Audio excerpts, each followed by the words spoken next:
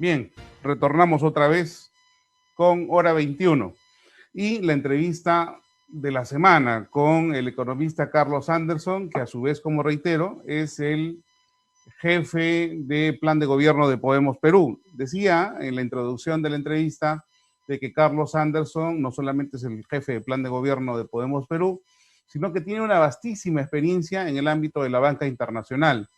Se ha formado en la Universidad de Londres, ha trabajado en importantes cadenas periodísticas como la BBC de Londres también. Es, a mi criterio, uno de los mejores economistas del Perú y creo que una excelentísima elección por parte de el CEN de Perú Posible y particularmente el general Urresti, quien es candidato a la presidencia del Perú por Podemos Perú. Bienvenido, Carlos, estamos contigo. Dijiste Perú Posible. El Perú Posible, por supuesto, que es el Perú Podemos Perú, perdón. Podemos Perú, exacto, ¿no? Pero de todas maneras, nosotros podemos soñar en un Perú distinto, un Perú mejor, ¿verdad? Hombre, un el Perú sueño de Jorge potente. Basadre era ese, ¿no? Claro, Hagamos un Perú exacto, posible, de ahí salió el nombre, ¿verdad? exacto, exacto.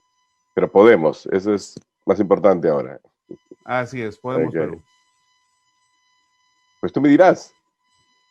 Bien, a ver, recibimos esta semana, Carlos, con lo que significa el estado de emergencia otra vez.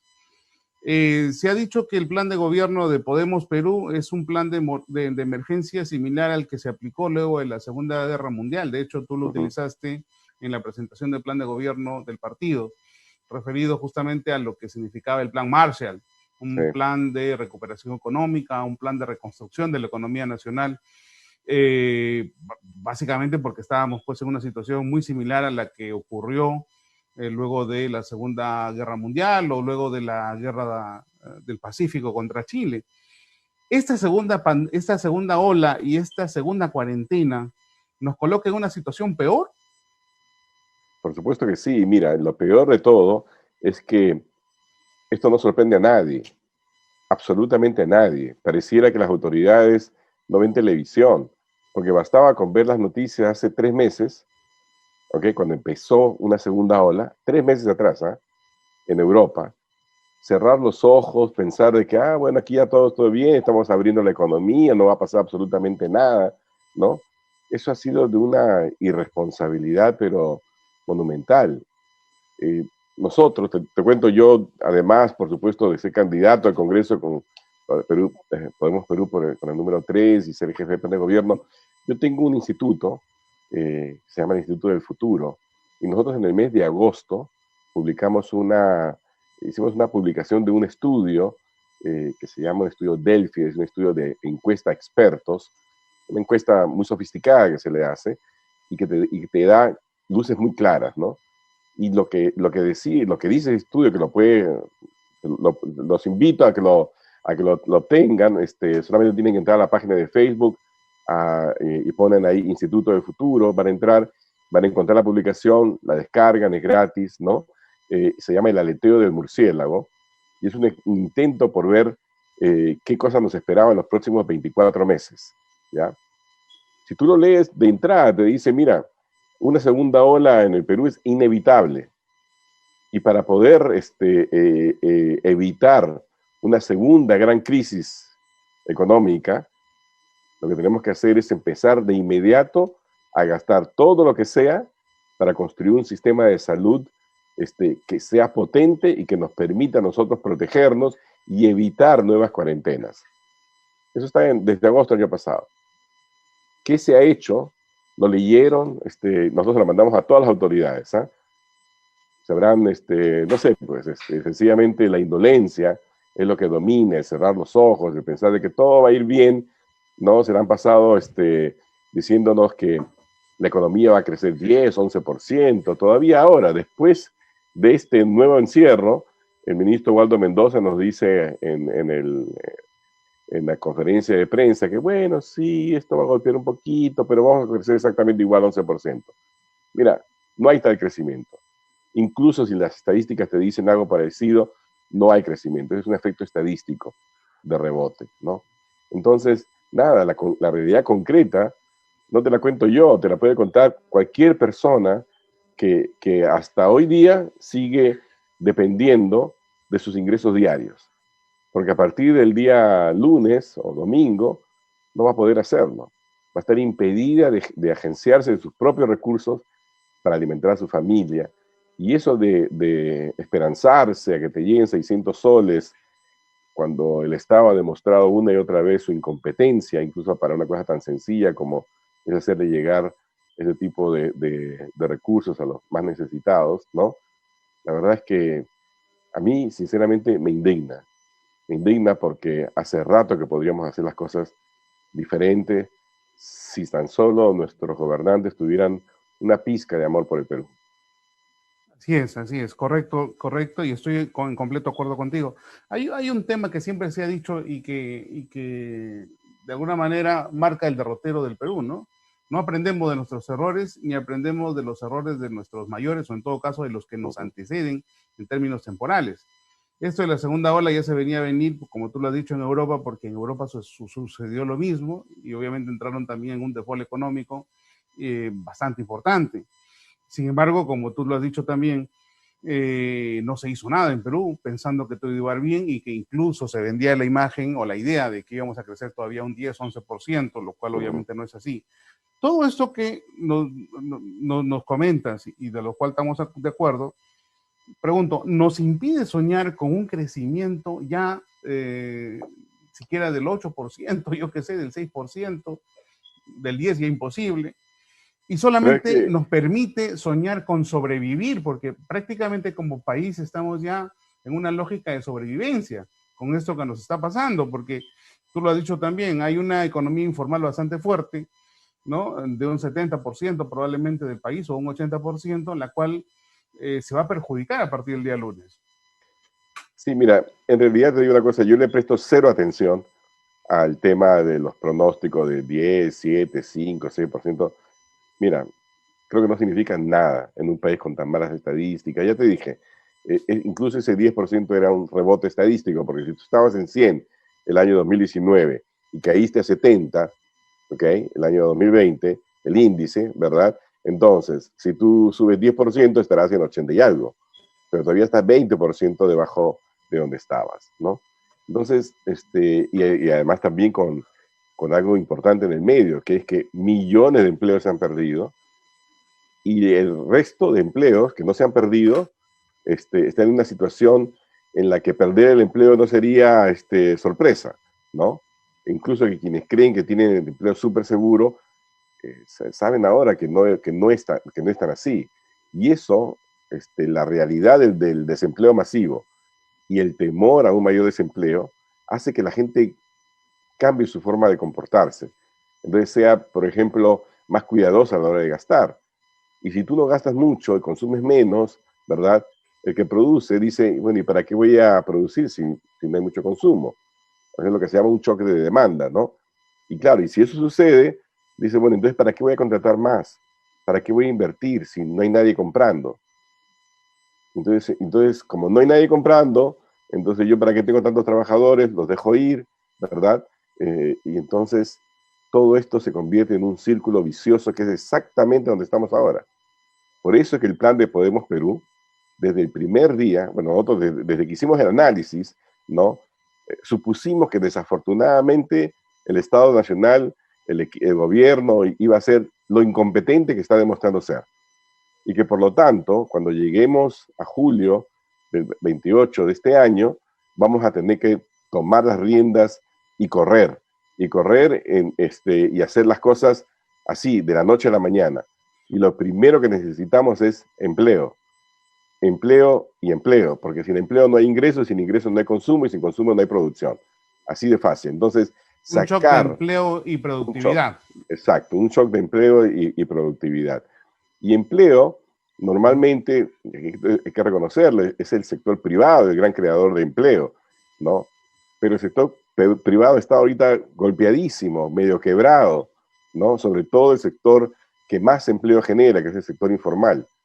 O sea, ellos son los que generan el 75% del empleo y están descapitalizados, ¿no?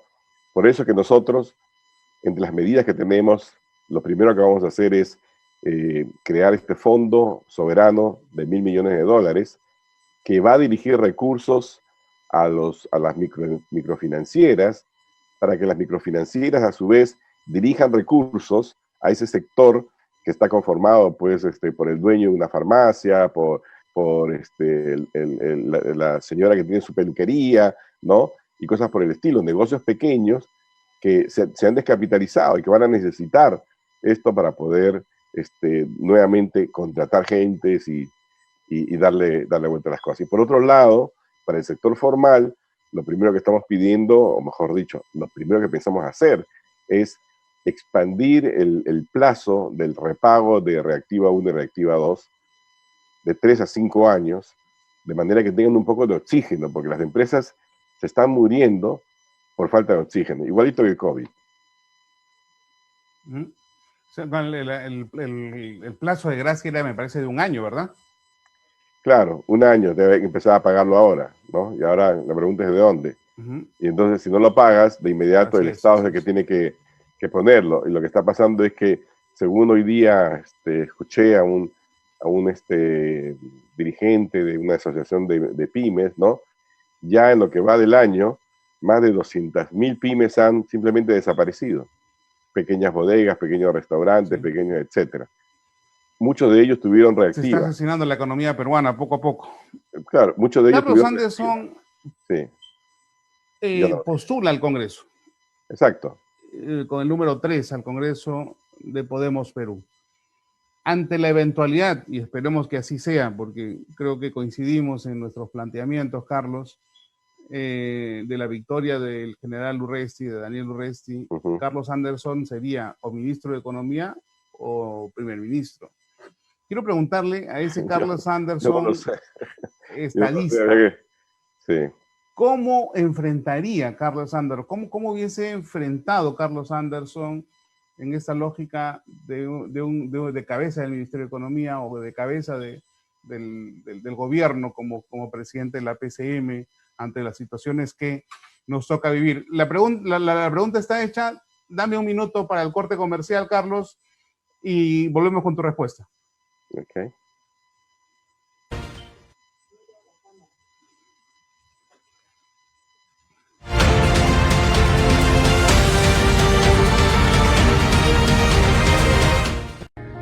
Han tenido que pasar 20 años y una pandemia para que los peruanos nos demos cuenta que las AFP, ese engendro del fujimontesinismo, está sangrando a millones de afiliados.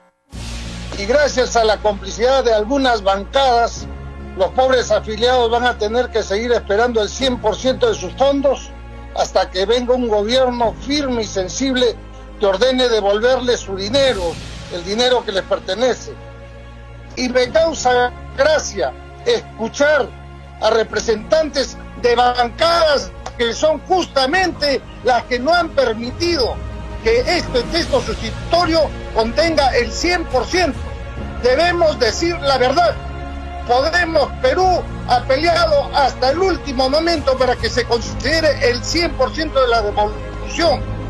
Podemos Perú seguirá luchando para que eso se dé por el 100%. Pero si no logramos que esto se dé desde el legislativo, lo tendremos que hacer desde el ejecutivo, con un decreto de urgencia. Y esa será la primera cosa que haga al llegar al gobierno. Palabra de Urresti. Volvemos con Carlos Anderson y la respuesta que estábamos esperando. Carlos, tu respuesta, por favor. Bueno, mira, lo que yo estaba pensando es lo siguiente, ¿no? En realidad, la tarea de cualquier ministro de Economía o primer ministro, en una situación tan dura como la que vamos a heredar, ¿verdad? Su primera responsabilidad va a ser ser el apoyo, el leal compañero del presidente de la República. El nuevo presidente de la República, que yo estoy seguro que va a ser también el general Urresti, Daniel Urresti, va a necesitar todo el apoyo, ¿no? Y una de las cosas que, por ejemplo, nosotros hemos venido trabajando desde el plan de gobierno es que nosotros hemos seguido una lógica. La lógica se conoce como 3-30-300, ¿ya? Es decir, 3 personas que son parte de ese círculo súper íntimo del presidente, 30 personas que son, digamos, parte de un equipo de donde se sacan los ministros, si tú quieres, en primera instancia, ¿verdad? Y 300 personas, digamos que es el núcleo central de profesionales, de gente con experiencia en sector público, etcétera, que se necesita para poder gobernar de manera efectiva. Entonces, un primer ministro lo que tiene que ser es una especie de careca, no tiene que jugar él solito bonito o buscar la luz, lo que tiene que hacer es generar las condiciones para que cada quien, ¿no?, dé lo mejor de sí y podamos clasificar, digamos, al mundial en sentido figurado, que para nosotros clasificar al mundial sería pues salir del hoyo en el que nos encontramos y volvamos entonces a una senda de verdadero crecimiento, desarrollo sostenible, ¿no? Pero no bajo las, digamos, las pautas de un capitalismo corrompido como el que tenemos hoy en día, ¿no? Donde predominan pues los mercantilistas, los oligopolios, los monopolios, los reguladores que no tienen dientes y que, caramba, ante las faltas evidentes de ciertos operadores, empresas, etcétera, pues se comportan con temor, ¿verdad? Y no defienden los intereses ciudadanos. Nosotros tenemos que cambiar toda la lógica de manera que realmente el crecimiento económico, el progreso que podamos lograr, lo primero que tiene que hacer es satisfacer las necesidades, los requerimientos de los ciudadanos. Ya es hora, después de 200 años, ¿no?, que el crecimiento no chorree, sino que vaya directamente a las grandes mayorías.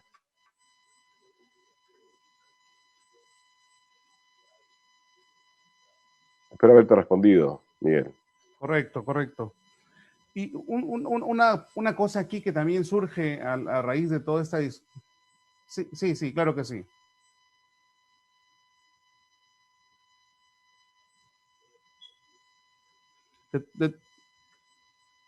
De toda esta discusión, Carlos, ¿me escuchas, verdad? Te escucho. Ok. Te decía que una de las cosas que surge es la eterna discusión en los últimos años sobre el carácter, o de los últimos meses, de lo que significa el asunto de las AFP, de las ONP.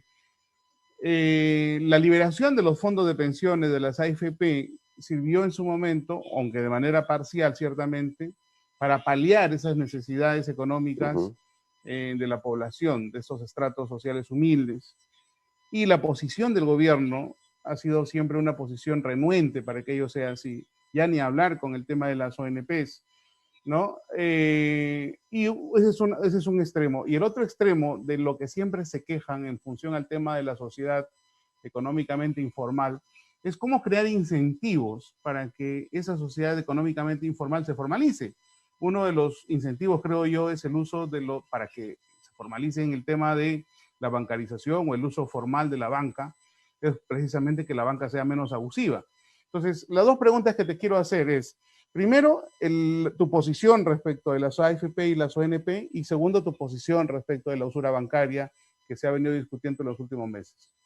A ver, mira, mi posición ha sido, es bastante clara, la he escrito, la he dicho en múltiples entrevistas, ¿no?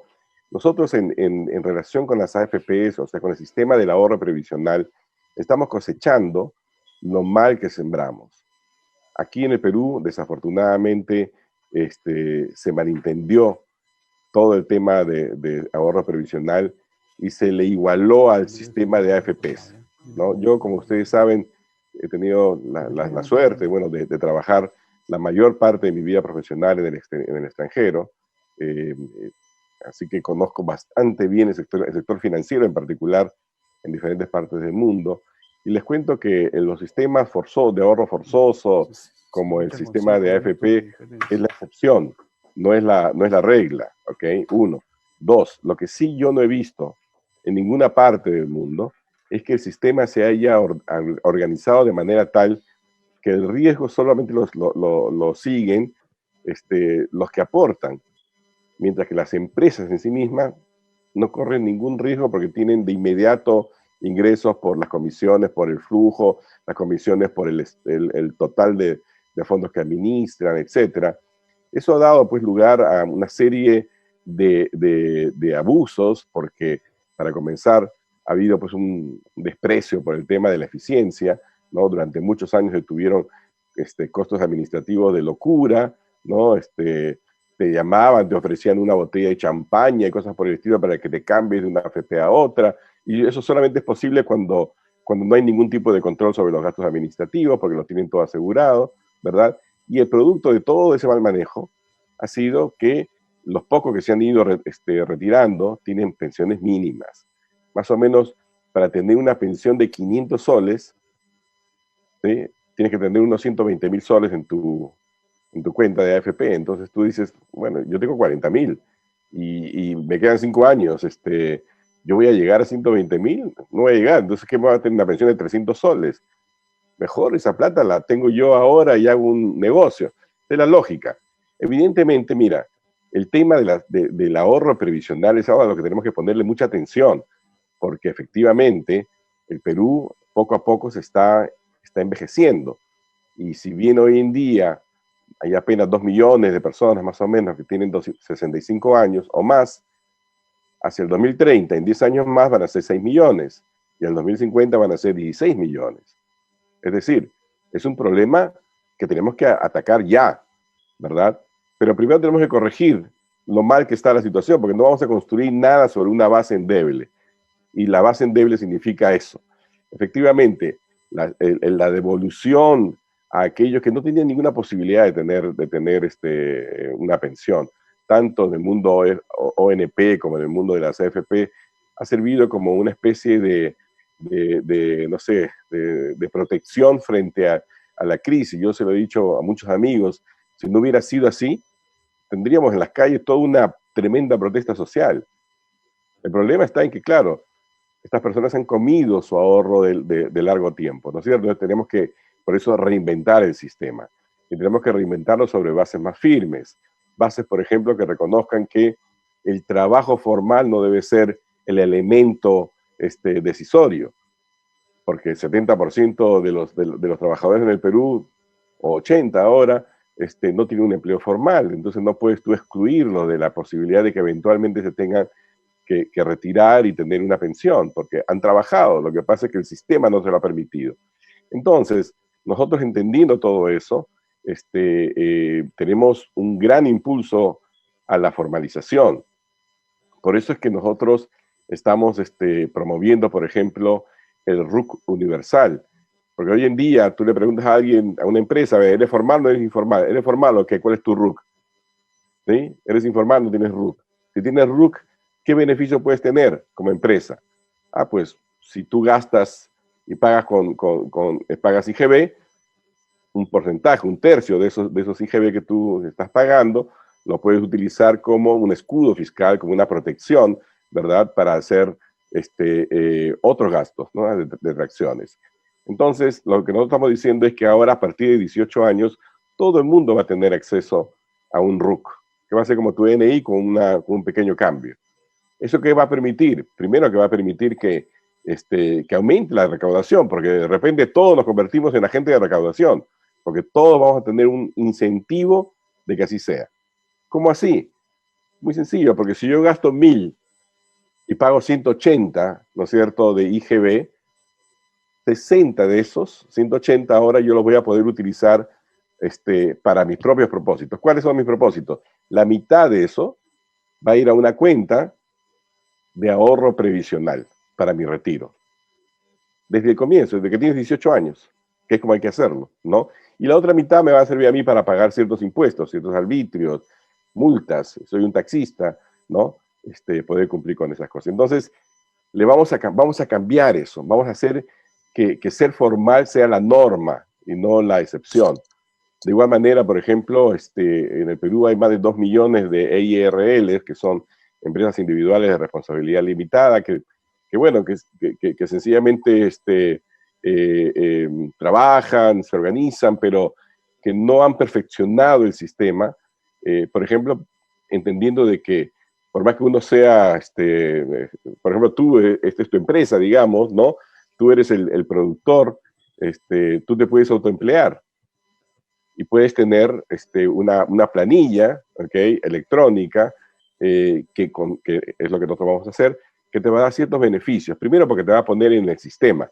Entonces, si mañana, por ejemplo, sucede otra crisis, como la que tenemos hoy en día, y necesitamos trasladar recursos, ya no vamos a tener que estar inventándonos a ver qué base de datos miramos para poder hacer el bono focalizado, no focalizado, ¿no? O sea, en los bonos anteriores, por ejemplo, hay más de 200.000 reclamos de bonos, de gente que o que no recibió o que lo recibió equivocadamente, ¿no? Entonces, eso se va a poder solucionar porque ahora van a ser parte del sistema, ¿ok? Tenemos una serie de otras medidas también de ese carácter formalizado, pero no quiero irme sin responder el tema de la usura bancaria, donde también, nuevamente, apelando sencillamente a mi experiencia como ciudadano, como persona que ha trabajado en diferentes partes del mundo, les digo, ¿no?, para los que se sorprenden y se escandalizan con esto de una ley de usura, que la ley de usura existe en la mayoría de países del mundo, en la mayoría de mercados capitalistas, ¿no? En los Estados Unidos existe ley de usura, en Gran Bretaña existe ley de usura, en Japón existe ley de usura. Así que, ¿de qué nos escandalizamos? En Chile hay ley de usura. Cencosud, la única diferencia de su accionar en Chile de su accionar en Perú es que en Chile no puede cobrar más de cierta tasa y aquí en el Perú cobra lo que le da la gana, ¿no? Así es correcto. Es correcto. Y un tema justamente que surge a raíz de toda esta explicación que nos has dado, ¿no? Y que también se desprende del plan de gobierno, por ejemplo, uno de los puntos, ¿no?, que se leen del plan de gobierno es esto del oxígeno como derecho fundamental, es decir, la accesibilidad respecto del oxígeno a todos los ciudadanos, que ahora mismo no se da. Incluso llegamos a un punto en el que se tiene que comprar o incluso hay especulación por el oxígeno. Hoy en la mañana había una noticia de una persona que tuvo que no atender en su empresa porque estaba siendo objeto de coacciones, amenazas y demás, y la gente que de alguna manera se servía de su caridad tenía que revender o especular con el oxígeno. Es decir, vivimos en una sociedad incluso sin valores. Pero bueno, lo que nosotros o lo que el partido Podemos Perú de alguna manera propugna es básicamente una suerte de estandarización de derechos fundamentales, ¿no? Una accesibilidad de los derechos fundamentales en razón justamente a una sociedad mucho más igualitaria y mucho más equilibrada. Y eso hace, de alguna manera, que, unido al tema de la usura bancaria, que lo has explicado de manera magistral, unido al tema también de lo que ha significado el tema de las AFPs y la posición que tiene Podemos Perú respecto de la ONP, hacen que algunos sectores financieros, el gran sector financiero en el Perú, califique a Podemos Perú como una suerte de amenaza chavista, ¿no? Como una amenaza al libre mercado, ¿no? Y ese es un tema que preocupa a mucha gente, preocupa a la empresa, preocupa a la población, porque nadie se quiere convertir en Venezuela, ni mucho menos en Cuba, ¿no? Bueno, mira. Entonces, así es. Entonces, con esa pregunta, Carlos, regresamos en 30 segundos, luego de un corte pequeñito publicitario, por favor. Ok.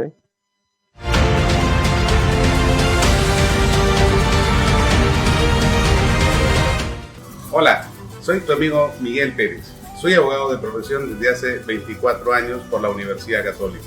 Aparte soy criminólogo y doctor en Derecho. Toda mi vida me he dedicado a la investigación, a la docencia y también, desde luego, a la defensa y a la asesoría empresarial, jurídica, en todos los sentidos de la palabra. En el Congreso no va a ser la excepción. Voy a ser un defensor de los derechos. Voy a ser un defensor de tus derechos. Apóyame este 11 de abril. Te invito a que marques las 3P. Las 3P de Podemos Perú. Y para el Congreso escribas el número 21 de tu amigo Miguel Pérez. Cuenta contigo. Este 11 de abril, marca las 3P de Podemos Perú y escribe el 21 de Miguel Pérez al Congreso por Lima. Podemos Perú. Es el grito del Perú. Estamos contigo, Carlos. ¿Qué tal? Sí, tu comentario, la última pregunta.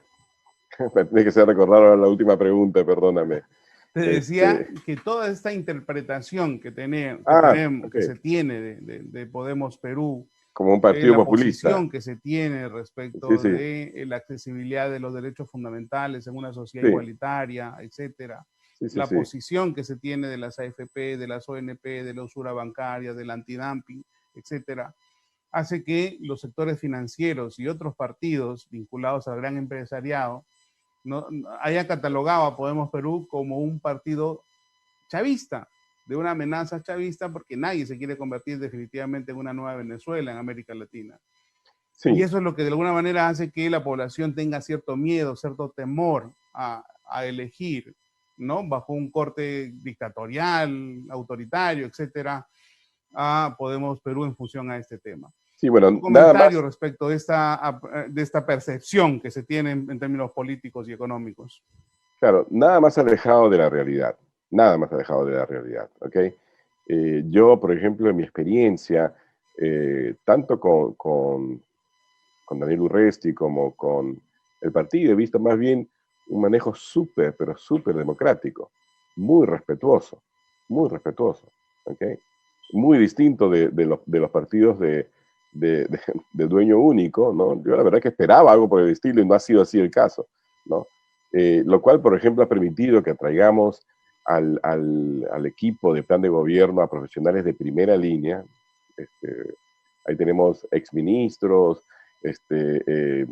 directores generales, ex viceministros, académicos, profesionales del mundo privado de primera línea, ¿no? Que no se hubieran acercado, que no hubieran aceptado ser parte del plan de gobierno si tuvieran alguna percepción de que efectivamente aquí se está pensando, pues, armar una segunda Venezuela. Eso es ridículo, pero, o sea, es tan ridículo que hasta me río, ¿no? Y basta con ver lo que hemos puesto nosotros en el plan de gobierno. Yo he retado incluso a mis amigos de la Universidad del Pacífico, que estudié, ¿no? A ver, que me digan si hay una sola política que uno pudiera calificar de populista, descabellada, incongruente, desafortunada, o lo que quieran. No hay. El nuestro es un plan de gobierno, mira, muy bien, pero muy bien trabajado. Nosotros hemos pasado 6 meses agotadores de análisis, de discusión democrática, ¿no? De búsqueda de alternativas creativas, no llevados por los intereses. Nosotros no respondemos a intereses de nadie en particular. Y eso nos permite justamente tener esa independencia de análisis, ¿no? Mira, yo sería pues el chavista más raro del mundo, porque me he pasado toda mi vida como banquero internacional, ¿no? He trabajado en Londres, en Nueva York. Yo no tengo nada ni de comunista, ni de izquierdista, ni de caviar, ni nada por el estilo. Y en realidad nosotros somos súper pragmáticos, súper pragmáticos. Lo que pasa es que los grupos de poder evidentemente se han acostumbrado, ¿no? A una situación, a un status quo, ¿no? Muy cómodo para ellos, en el cual ellos son los dueños del Perú. Ellos dictan quién puede ser ministro, quién no puede ser ministro, quién debe ser presidente, ¿no? Para que respondan a sus intereses particulares, independientemente de cuáles son los intereses del país. Por eso, por ejemplo, nadie dijo nada mientras se hacían esas obras faraónicas, ¿no? Ninguno de los grupos de poder, ni económico, de la banca, ni de las AFPs o de los medios de comunicación, digamos, se rasgaron las vestiduras cuando se estaba construyendo carreteras, pues que no unían nada, ¿no? Y que eran evidentemente un despropósito. Nada, nunca. ¿Ok? Entonces, claro, que venga un grupo político que claramente cuestione esa lógica por la cual se ha cooptado al Estado. Alguien decía, un amigo mío decía muy inteligentemente, se ha privatizado el Estado, ¿no? Olvidando que el Estado representa a la nación, que el gobierno tiene la responsabilidad de buscar la felicidad, el bienestar de todos, ¿no? Y no solamente de algunos. Entonces, claro, esa es la lucha que tenemos hoy en día, ¿no? Y yo creo que básicamente es una lucha que ellos tienen que entender que la tienen que dar por perdida, porque lo tuvieron demasiado fácil por demasiado tiempo y no hay cuerpo que lo aguante, ¿no? Y la verdad es que el país hace rato que ha dicho basta este tipo de abuso, basta este tipo de corrupción, basta a toda esta forma de organizar la sociedad y la economía que no solamente ahonda las diferencias y hace más ricos a uno y más pobres a otros, ¿no? Así es correcto lo que dices. Y como también está en el plan de gobierno, no se deben hacer obras faraónicas, se deben hacer las necesarias con los filtros adecuados, además, ¿no? Y lo que ha señalado también es cierto. Cuando se construyó la Transoceánica Sur, que es una carretera en la cual que transitan 200, 300 o 500 vehículos al día, probablemente exagerando, versus la carretera que tenía que haberse construido desde Matucana hasta La Oroya para llegar al hub andino por excelencia, que es La Oroya, ¿no?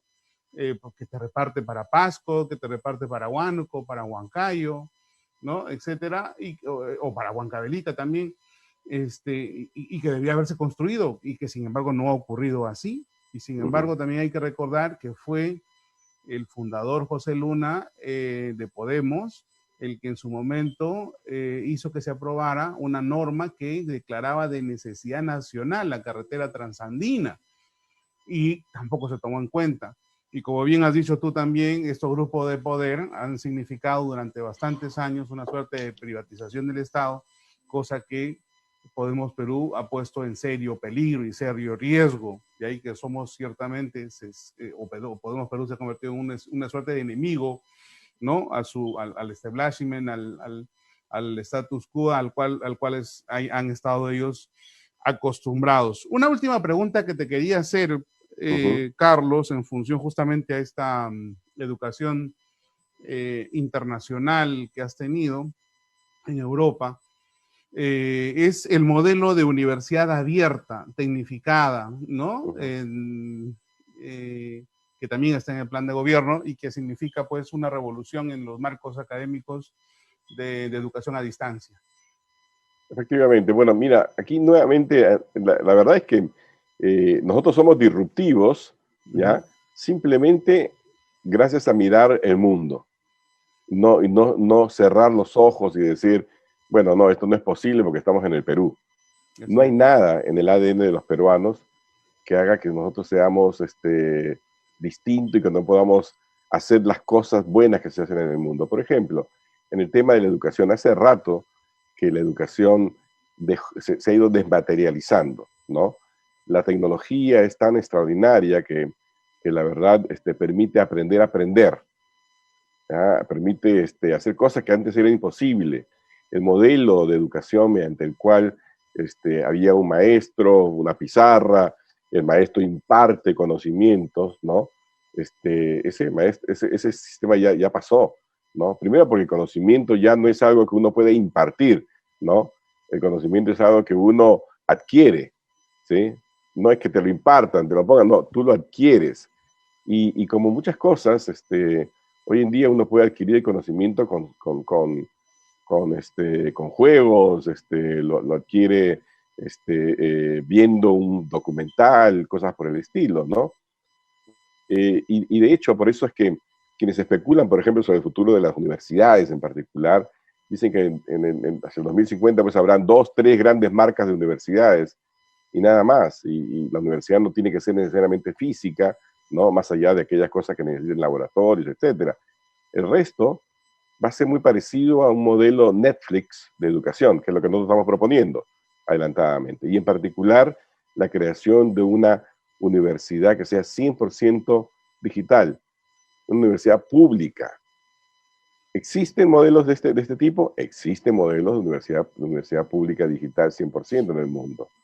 Existe, por ejemplo, un caso exitosísimo, que no es público, es privado, pero la verdad funciona casi como si fuera público porque cobran tan poquito que parece nada, que es la Open University en Gran Bretaña. Y por sus filas, por sus aulas digitales han pasado más de 174,000 personas que se han graduado, ¿no? y que son absolutamente competitivos en el mundo, porque esa universidad tiene acreditación y figura en el ranking de las mejores 200 universidades del mundo. Solamente para comparar, las mejores universidades peruanas en ese mismo ranking están en los lugares 900, 980, etcétera, ¿no? Así que sí, eso creo yo va a ayudar a que muchísimos jóvenes que tienen talento y que quisieran y que no tienen recursos puedan acceder a una universidad, una educación superior de calidad, ¿no? Donde las barreras no van a ser a la entrada, como hoy en día, examen de admisión, no, la barrera es a la salida, porque si tú haces los estudios y demuestras, ¿no?, que efectivamente has adquirido el conocimiento, pues entonces, bienvenido sea, ¿no? Es toda una revolución. Tú, por ejemplo, sí, efectivamente, como dices tú, el hecho de haber caminado por el mundo nos permite comparar y trabajar en esa lógica de comparación nos permite trabajar en lógicas innovativas, ¿no? Pero no innovativas al punto de que vamos a descubrir la pólvora, sino en el sentido de traer cosas buenas al país. Exacto. En mi caso, yo me he educado también en Europa, he vivido casi 10 años en Europa, soy abogado colegiado también en otro país y definitivamente conozco los modelos educativos. Por eso me llamó la atención cuando hablaste tú en aquella oportunidad de la Open University, me pareció fabuloso, porque en España, por ejemplo, está la UNED, ¿no? La Universidad Nacional de Educación a Distancia. Exactamente. Dices tú, es una de las mejores universidades de España, está en el ranking internacional, y además tiene un montón de alumnos, muchos de ellos de muy prestigioso asiento profesional después. Claro. De tal manera que no hay que tenerle miedo a la innovación, ¿no? Para Porque nada. la tecnología, como lo dice bien el plan de gobierno, del cual tú has sido el director, no solamente permite un mayor acercamiento a la población, sino en la lógica del abaratamiento de costes, la mayor accesibilidad de los educandos, ¿verdad? Exacto, exacto. Y me alegra muchísimo, Miguel, que hayas leído con tanto detenimiento el plan de gobierno. Yo le pediría a todos los seguidores de Podemos Perú, a todos los partidarios, a todos los candidatos, que efectivamente también lean y hagan suyo el plan de gobierno que hemos puesto sobre la mesa, porque esa es la mejor manera de lograr que una vez en el poder estas cosas no sean simplemente buena letra y buena lírica, sino que se hagan realidad, porque de eso se trata. Muchísimas gracias, Miguel. Sí, ya vamos terminando, sí. Y también agradecerte a ti, Carlos, por tu tiempo, por la entrevista, felicitarte por este plan de gobierno, desearnos mutuamente suerte. Por supuesto que sí, suerte. Tú también eres candidato, mi estimado, ¿no? Así es, y hay que trabajar claro. duro para sentar bueno, ¿qué número tienes tú? Plan de gobierno. ¿Qué número tienes? Yo soy el número 21. Yo además pedí en su momento cuando significaba el hecho de ya la asignación y tal, yo dije, no, con el 21 me siento cómodo porque es un número cabalístico. Entonces 3 y 21, porque 21 es 2 más 1, 3. Así es. Estamos casi por ese lado. Te felicito, Carlos, otra vez. Te felicito, Carlos. Gracias. He leído el plan de gobierno. Mi tema es el tema de la seguridad y la justicia. También en la justicia coincidimos bastante. En seguridad también, el tema de las viviendas, por ejemplo, de interés social para los policías. Por supuesto. El tema de la implementación de los 1.200 soles para los excedentes de la policía, a fin de que no se retiren del cuerpo de policía. Hay 2 o 3 temitas que en su momento me gustaría sugerir, en tanto seamos gobierno, y espero que sea así. De acuerdo. Bueno, pero estamos para trabajar y hacer las cosas bien, como creo que tú estás acostumbrado, y creo que todos debemos estarlo a partir de ahora. Muchas gracias, Carlos. Gracias a ti. Hasta luego a todos. Hasta luego. Cuídense. Hasta luego. Gracias.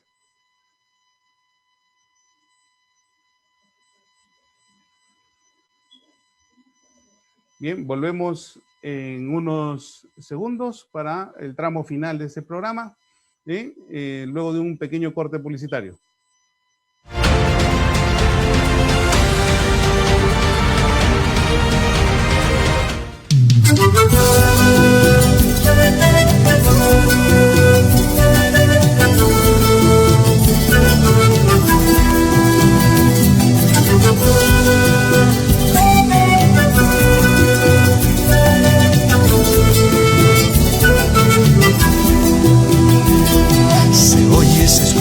hermano, un grito humilde de mi Perú, un grito que reverdece la pampa estéril del arenal, un grito que da la vida, que da alegría en el corazón. Vamos todos por la patria, vamos, vamos, vamos todos a forjar. Podemos Perú, podemos Perú, es el grito que estremece, es el grito del Perú. Podemos Perú, podemos Perú, es el grito que estremece, es el grito del Perú.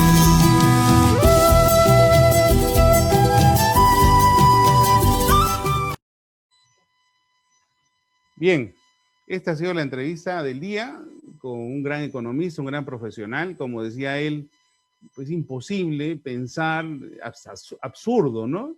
Pensar que el partido Podemos Perú pueda ser neochavista, pretende implementar en Perú una suerte de una segunda Cuba, una segunda Venezuela. Él es una persona vinculada a la gran finanza internacional, ha trabajado en Londres, ha trabajado en Nueva York. Lo que pasa es que en esos países se diferencian claramente, ¿no?, entre lo que es una economía de mercado y una economía abusiva de mercado. Es decir, no se puede abusar del mercado, y en esa relación asimétrica que se produce entre los sectores financieros y los sectores populares o la población en general, que son los clientes, ¿no?, finalmente y usuarios de este sistema financiero bancario, ¿no?, se produce en términos asimétricos, como reitero. Y lo que hay en estos países, hay justamente organismos reguladores que sí cumplen su trabajo, no como en el Perú, que los organismos reguladores pareciera en algunos casos que están al servicio de la gran empresa, que están al servicio de la gran finanza, y que lejos de hacer su trabajo para proteger en esa relación asimétrica al usuario, al cliente bancario, al cliente sanitario, etcétera, etcétera, simplemente la subvierten y terminan defendiendo el modelo, un modelo del cual, como ha dicho Carlos también, pareciera que estos sectores lo han privatizado. Y eso no es así.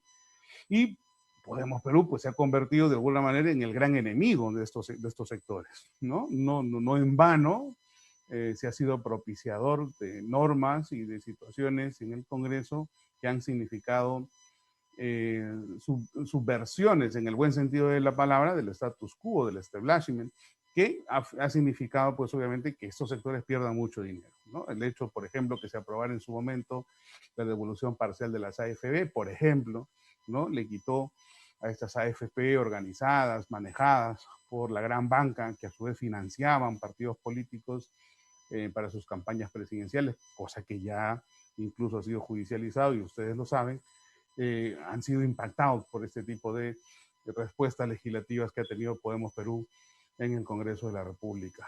No quería dejar de terminar el programa, no quería despedirme del programa de hoy sin hacer un comentario breve respecto de lo que ha significado hace 2 días la resolución, la dación del decreto supremo decreto de emergencia que nos devuelve otra vez a la cuarentena. Decíamos hace un tiempo, cuando se reconoció que estábamos ya en segunda ola, que en esta segunda ola ya no solamente estaba en juego el hecho de restricciones administrativas, por ejemplo, que se iban dando en razón a que no se iban a movilizar las personas los días domingos, sino que se podían avecinar situaciones mucho más rígidas, no solamente domingos, sino también sábados, por ejemplo, o que se adelantara el toque de queda desde las 11 de la noche, que era en su momento, a 9 de la noche. Cosa que ya en los últimos días se ha sentado de otra manera. Es decir, se ha decretado ya un estado de inamovilidad social, ¿no? A partir del día 1 de febrero, y toque de queda rígido desde las 6 de la tarde hasta las 6 de la mañana, ¿no? Entonces, aquí hay una situación que además preocupa mucho, sobre todo de cara al derecho que se proyecta, que es el hecho del reconocimiento por parte del propio Estado de estas reglas que van conexas con otro tipo de medidas. Por ejemplo, el hecho de la imposición de una multa, lo cual no me parece incorrecto, al contrario, yo creo que las personas que violan estas normas administrativas de carácter sanitario tienen que ser multadas, como en otros países sucede, pero ya luego también han implementado restricciones a la libertad, es decir, una suerte de medida de retención, no detención, sino retención entre el tiempo que son detenidos hasta las 6 de la mañana del día siguiente. Es decir, si a una persona la ubican a las 7 de la tarde, a las 7 de la noche, la van a retener, no la van a retener, la van a detener directamente, ¿no? Y la van a tener hasta las 6 de la mañana del día siguiente. Entonces, ¿y en dónde? Se supone que no en un calabozo, porque no han cometido delito. Pero sí están diciendo de que van a las municipalidades a implementar medidas de reclusión especial para que estas personas vayan a pernoctar o para que puedan cumplir esa medida de retención, a mi criterio incluso detención. Ojo, ni en las peores dictaduras, ni en los peores momentos del fujimontesinismo en su momento, se llegó a establecer cosas similares, que por cuestiones administrativas se vaya a llevar a una persona en privación de su libertad, porque eso es lo que se está haciendo, se está privando de la libertad a las personas. Una cosa es que le pongas multa, lo cual obviamente, como reitero, es correcto, y otra cosa es que le prive de su libertad.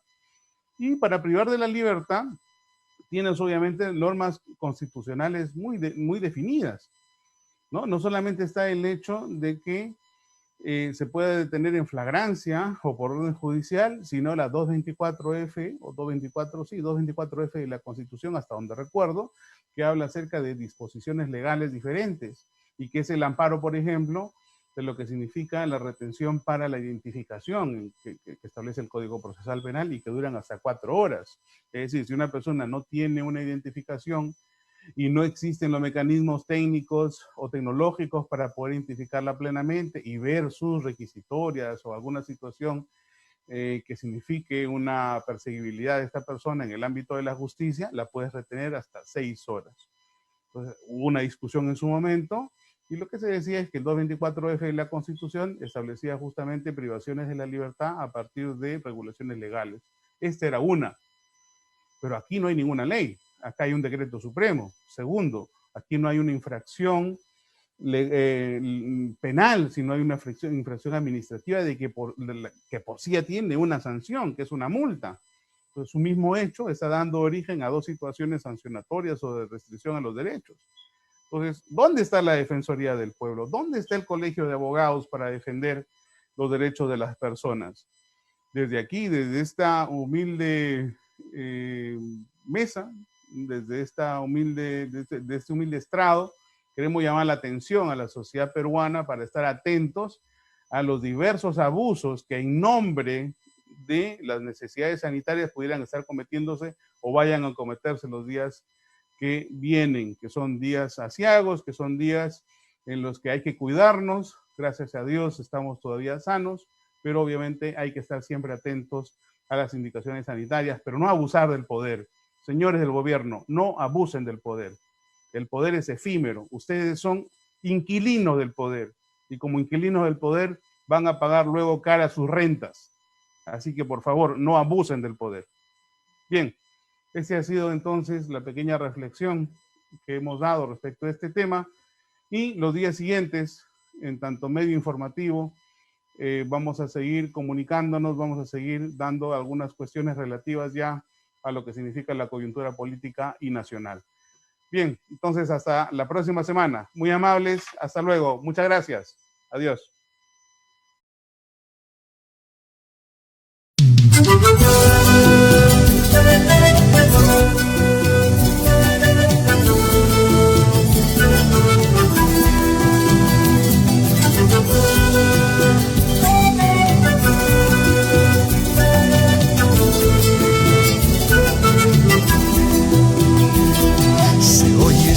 Hermano, un grito humilde de mi Perú, un grito que reverdece la pampa estéril del arenal, un grito que da la vida, que da alegría en el corazón. Vamos todos por la patria, vamos, vamos, vamos todos a forjar. Podemos Perú, podemos Perú, es el grito que estremece, es el grito del Perú. Podemos Perú, podemos Perú, es el grito que estremece, es el grito del